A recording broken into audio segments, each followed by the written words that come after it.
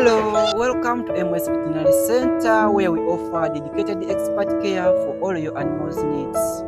This is Vet Sanon from MS Veterinary Center and a consultant. Here at MS Veterinary Center, we offer services such as animal vaccination, animal drugs, animal treatment, consultancy, and supplying one-day-old chicks. We are here to help farmers help themselves.